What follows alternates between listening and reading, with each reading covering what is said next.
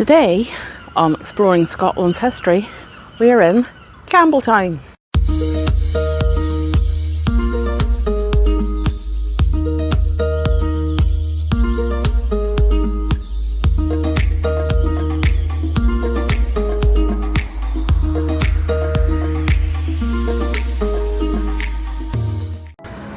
This is the Campbeltown Museum, which was built by James McAllister Hall. He was in partnership with MacKinnon and the India Navigation Company. He was given freedom of the borough for all the charitable things he did for the town, i.e. this museum, which is a beautiful example of Victorian Renaissance. I do like the turret. John James Burnet designed the museum.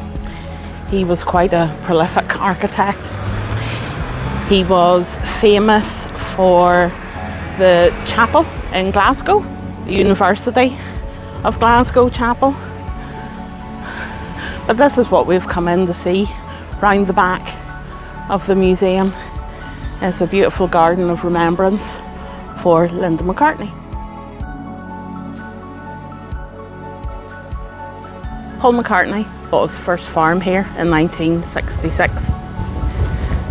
Linda instantly fell in love with the area, hence why the 1972 song 𝕰𝖕𝖕𝖊𝑑 from Wings, which was obviously Paul and Linda and a few other people, it was filmed down here using local people, and we do hope to visit the beach that it was filmed on our travels here. Linda died in 1998 in Tuscan, despite her ashes being spread on one of McCartney's Sussex farms. The people of 𝕮𝖃 obviously felt a lot of love for Linda. They had discussions with Paul and he agreed to donate this sculpture in Linda's memory. At her memorial service in London, there was a piper came from here down to play a lament at the service. Paul eventually owned a further 5 farms on the 𝕮𝖃 Peninsula. In recent years, he hasn't had the best press about the place. The farms haven't really been looked after. There has been a wee bit of local clearances of people.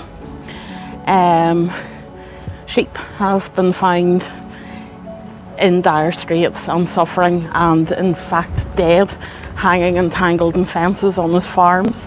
I think when you look at the statue of Linda holding the little lamb, I think she would really be quite horrified the way things have turned out.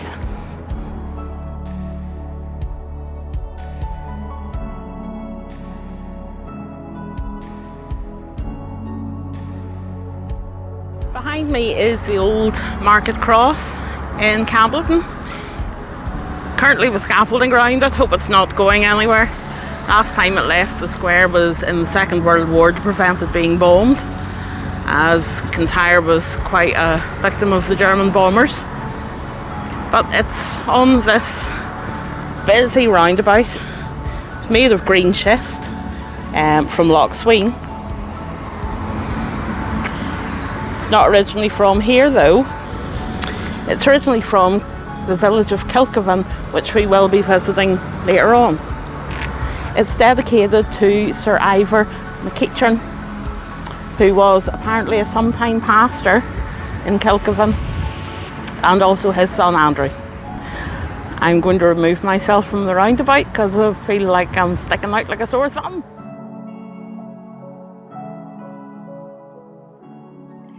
This is the monument for Sir William MacKinnon, who we discussed in the last video.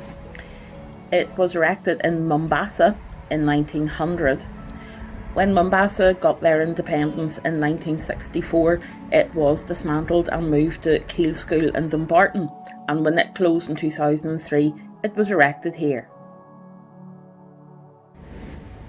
Mombasa to 𝕮𝖃, this native we desire, by our affectionate recall dark empires to annul. Angus Martin, 2003.